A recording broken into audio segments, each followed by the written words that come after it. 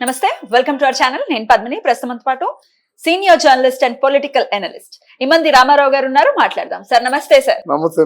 Sir, మాజీ మంత్రి బొత్స సత్యనారాయణ గారి మీద సిఐడి విచారణ జరపబోతోంది అనే వార్తలు నెట్టింట తెగ వైరల్ గా మారుతున్నాయి. సార్ ఏంటి సార్ ఈ వ్యవహారం? బొత్స అనే వ్యక్తి ఒకప్పుడు పెన్నెస్స సాంబశివరాజు గారు అనే ఆయన దగ్గర పని చేస్తూ ఉండేవారు. చిన్న పని, అసిస్టెంట్గా చిన్న పని పెద్ద పని వచ్చే వాళ్ళతో పరిచయాలు చేసుకోవడం అలా ఉండేది అన్నమాట. ఆయన పెద్ద డబ్బున్నాడు కాదు.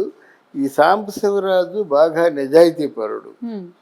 ఆయన ఆస్తులు అమ్ముకున్నాడు కానీ ఏమి సంపాదించలేదు.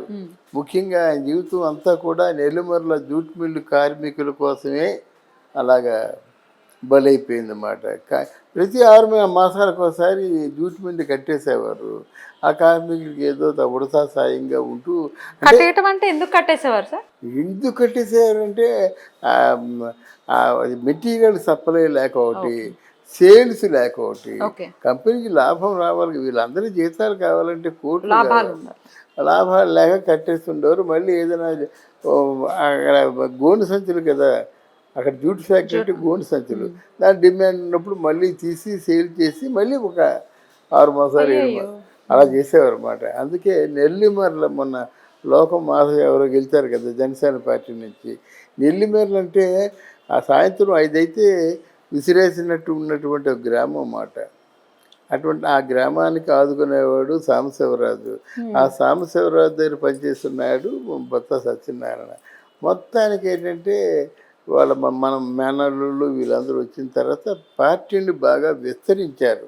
ఎలా విస్తరించారు? దౌర్జన్యం, ఎదురు తిరిగి అంతే. ఎదురు తిరిగారే మొత్తం చెదగొట్టేస్తారు. ఆ షాపు ధ్వంసం చేసేస్తారు.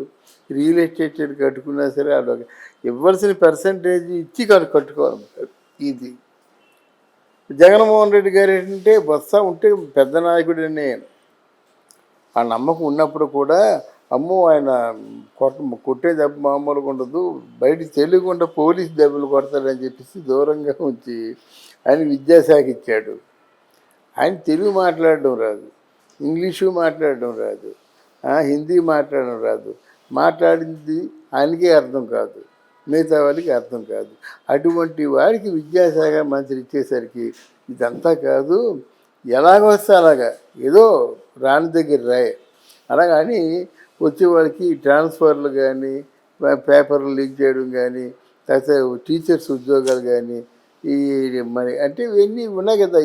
ఈ కోణంలోంచి చాలా జరిగింది. తర్వాత ఎప్పుడైతే విజయసాయిరెడ్డి అల్లుడు దీన్ని లిక్కరు తాలూకు డిస్ట్రిబ్యూషన్లో ఉన్నాడని తెలిసి మరి మా మాట ఏమిటి, మాకు వాటా కావాలన్నాడు. ఆయనకు కూడా వాటా ఉంది. వైఎస్ఆర్ కాంగ్రెస్ పార్టీలో ఉన్న పెద్ద వాళ్ళందరికీ కూడా చాలా గణనీయమైన వాటాలు ఉన్నాయి. అడ్డుగోలుగా సంపాదించేశారు. మా ఉండవిల్లు అరుణ్ కుమార్ చెప్పినట్టు ఆ మెటీరియల్కి నీకు అయ్యే ఖర్చు 10 రూపాయలు, దాన్ని 300 400 అమ్మితే ఎంత ఉంటుంది లాభం? అందువల్ల వాళ్ళు విపరీతంగా సంపాదించారు. అంతే భ్రష్టత్వం పట్టేశారు. అయితే విజయనగరం జిల్లాలో బొత్స మొత్తం 50 సీట్లు తనయే. అలాంటిది ఎవ్వరూ గెలవకుండా మొత్తం కొట్టుకుపోయినారు. అది ఇక బొత్స మీద సిబిసిఐడి బొత్స మీద కాదు, ఆ కొడాలి నాని కానీ, వల్లభనేని వంశీ కానీ, పేర్ని నాని కానీ, అనిల్ కుమార్ యాదవ్ కానీ అందరి మీద కేసులు ఉన్నాయమ్మా. ఆ కేసులు అంటే డాక్యుమెంటల్ విట్నెస్తో ఆ కేసులు విచారించడం, వేసేయడం అంతే తప్ప వాళ్ళని మన జగన్మోహన్ రెడ్డికి ఎవరు దిక్కు దివాణం లేదు. ఆయన్నే ఎవరు అప్పుడు ఆదరించే పరిస్థితులు లేరు. వీళ్ళు ఎవరు ఆదరిస్తారు? ఆ డాక్యుమెంట్లు విట్నెస్ చూపిస్తారు, నువ్వు నేరస్తుడివి, మిగతా పని కోర్టు చూసుకుంటుంది, వాళ్ళు శిక్ష వేస్తారన్నమాట. వీళ్ళు తప్పించుకునే పరిస్థితి ఏమైనా ఉంటుందా? ఎక్కడుంది? రోజా ఎక్కడి నుంచి నగరం నుంచి చెన్నై వెళ్ళిందమ్మా. అక్కడ చెన్నై పోలీసులు వచ్చారు. అయ్యో ఇది మరీ అసహ్యంగా ఉంది, మన నగరే వెళ్ళిపోదాం, నగరం వచ్చింది. ఇప్పుడు మన తెలుగుదేశం పార్టీకి రాయబారాలు పంపిస్తుంది ఆవిడ. యాక్సెప్ట్ చేస్తుందా సార్ టీడీపీ? యాక్సెప్ట్ చేస్తుందంటే మరి ఈ రాజకీయాల్లో యాక్సెప్ట్ చేస్తారమ్మా. ఇది గట్టిగా చిట్టే మనిషి కావాలి కదా. నీ టోన్ తగ్గించమ్మా, మరీ బూతులు మాట్లాడు, తక్కువ బూతులు మాట్లాడు అని ఏదో చెప్పి తీసుకుంటారు. రాజకీయాల్లో చూడు, వైఎస్ఆర్ పార్టీ వాళ్ళందరూ తెలుగుదేశంలో ఉంటారు. మరి పవన్ కళ్యాణ్ ఎవరిని తీసుకోడు, యాక్సెప్ట్ చేయడు. అంటే పవన్ కళ్యాణ్కి పెద్ద అసెట్ ఏంటంటే ఆయన క్యారెక్టర్. వాళ్ళు తీసుకుంటే క్యారెక్టర్ దెబ్బైపోద్ది కదా. అన్ని నీతి వాక్యాలు పలికేవయ్యా, ఏంటి నిన్ను బాగా ఎడంకారు చిటికిన వేల మీద ఉన్నాయి, ఇంటికి కూడా పేకలేమన్నా కదా, ఎలా తీసుకుంటావురా బాబు అంటారు కదా. అందువల్ల తెలుగుదేశంలో చేరే అవకాశాలు ఉంటాయి. ఇందు మూలంగా తెలుగుదేశం జనసేన గొడవలు పడతారు. తర్వాత 2 సంవత్సరాలు ఇద్దరు ప్రత్యర్థులు అయిపోతారు అన్నమాట. ఇది జనసేన ప్రతిపక్ష పార్టీ అయిపోతుంది, చంద్రబాబు నాయుడు పాలకవర్గం అయిపోతాడు. అంటే ప్రతిపక్ష పార్టీకి ఉన్న భావజాలాన్ని ప్రదర్శిస్తారు. అది నేను చెప్పేది. పవన్ కళ్యాణ్ లేకుండా చంద్రబాబు నాయుడు ఏం చేయలేడు.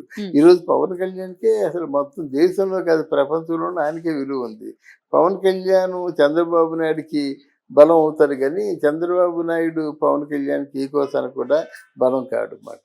కానీ ఒకటి ఈ బొత్స సత్యనారాయణే కాకుండా మిగతా వాళ్ళు ఏం కూశారో, ఎలా కూశారో, వాళ్ళు ఎంతెంత సంపాదించుకున్నారు. 12,000 రూపాయలు ఇంట్లో అద్దెకున్నటువంటి రోజా ఈరోజు 3,000 కోట్లు సంపాదించుకుందని వాళ్ళే అంటున్నారు. వాళ్ళ ప్రత్యర్థులు అంటున్నారు. అంటే ప్రత్యర్థులు అంటే ఆ పార్టీలో ఉంటూ రోజాకి ప్రత్యర్థులుగా ఉన్నవాళ్ళు వైసీపీ వాళ్ళే అంటున్నారు. ఇప్పుడు ఈరోజు విజయసాయి రెడ్డి కూడా వైసీపీ వాళ్ళే అంటున్నారు. వాళ్ళ దగ్గర నుంచి ఇవన్నీ నిజాలన్నీ బయటకు వచ్చాయన్నమాట.